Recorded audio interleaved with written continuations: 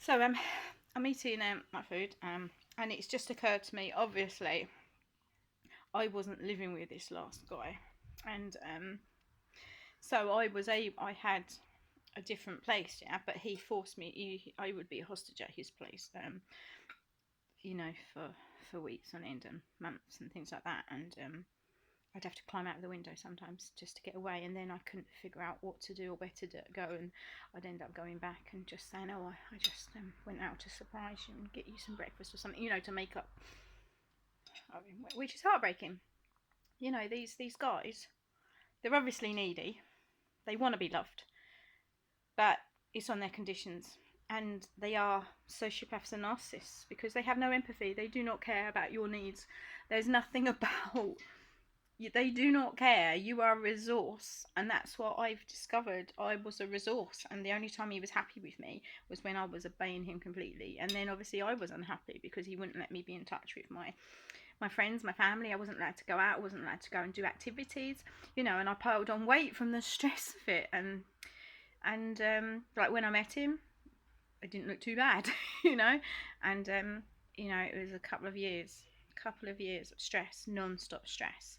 I must have broken up with him about 20 times.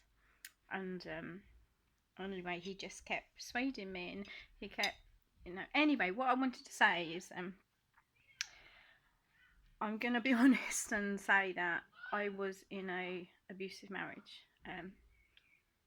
before, but over a decade ago, and that was a different situation. Where I was at the house.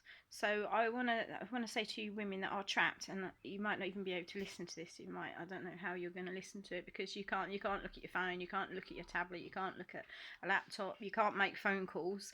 I know what it's like, you can't. You're looking at your phone, you're holding it, and you can't do anything. You're terrified, and they look through your phone, and all this stuff. But if there's any chance that you get, what I'm going to say is, if you're out at all and you can't handle it anymore, just go to a public toilet, okay? Lock yourself in that public toilet and phone the police, okay? And they will come and get you, all right? And they will put you in touch with help, okay? And the counsellor and everything. You do not need to ever see that person again, okay? And the more times you see that person, the more difficult it is, because they persuade you. No matter what, they promise the earth to you. So I just want to say to you that when I was in that first marriage, I ended up I just pretended I was going away for the weekend because we was having a stressful time, but we was meant to be split, but he stalked me, this first husband of mine, and threatened to kill me and everything.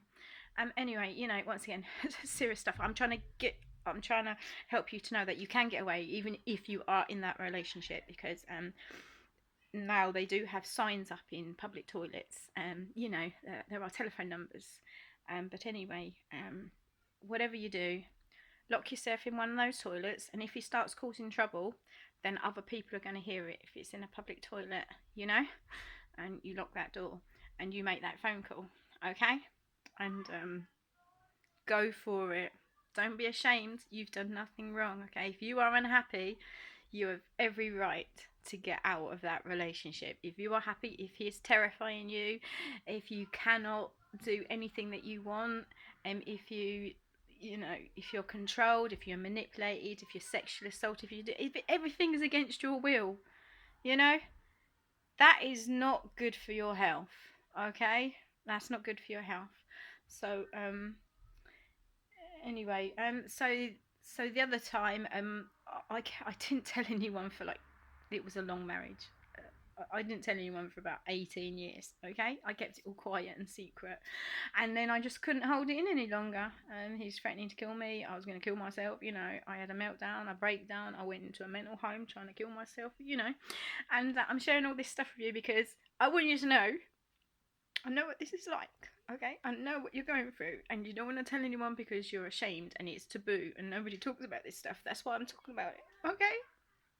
I'm talking about it because it needs to be heard, and you need to have your life, and you need to feel free, and your children don't need to suffer if you have children, okay? You need to get out of that situation because it's not going to end, it's just going to go on and on and on, okay? You need your freedom, you need your life. Okay, so anyway, I blurted it out on Facebook one time, like with this first husband, and I just told everyone what I was going through while he was out one day, and I had a message back from a friend out of all my friends, you know, one message back and said they'd gone through the same thing, to pack my bags and to go to them. First of all, she said try for a refuge, and I didn't really know about refuges, but I had all my children. I'm a mother of 7, okay, and I didn't want to leave my children behind. I wanted to take all my children with me, and I told my children, and they said yes, mum, we need to go. And the eldest was 18, and the youngest was 6 at the time, and they all packed their bags to go. While their dad was out, you know, and while he wasn't with us. Anyway, another story to tell, but anyway, what I'm going to try to say is that we went to that friend's house and we went to the council with her, and we was put in a bed and breakfast, and we was put in a hostel, okay, and then we was put into a private rental which we'd helped to get, and we was there we was there for a few months before you know, some other stuff happened. But anyway, I just want you to know you can get out of your situation and you can live your life, okay? Which I'm gonna finally do. I've had an entire life of being weak, okay? I've had an entire life of being trying to avoid confrontation, and all it's done is hurt me because I've been a people pleaser and I've not wanted to hurt other people. So even though they've threatened to kill me, I've still thought, oh, I don't want to hurt that person by leaving them. You know, what a stupid mindset that I had. But now, you know, this is the only life that you're going to have, yeah? So please take care of you, and think of that little girl inside you when you was 7, or when you was 8, when you was 9, when you was 10, when you was 11. Is it fair on that little girl inside you for you to be suffering, okay, abuse that you don't deserve? Okay? So, get yourself out of there. All right? Make a plan and act. Just put on an act. Don't let them know a thing, okay? Just carry on. Just carry on as normal until your plan is in place.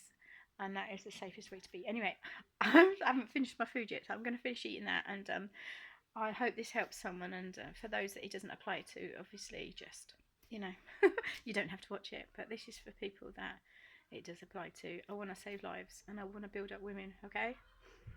And obviously there are men that suffer as well, but it's the majority women. And obviously I am, you know, sad for the men that suffer as well. But it is men that have abused me, okay? So I'm focusing on that. Anyway, lots of love to you, and I'll carry on again in a little bit, okay? Bye bye.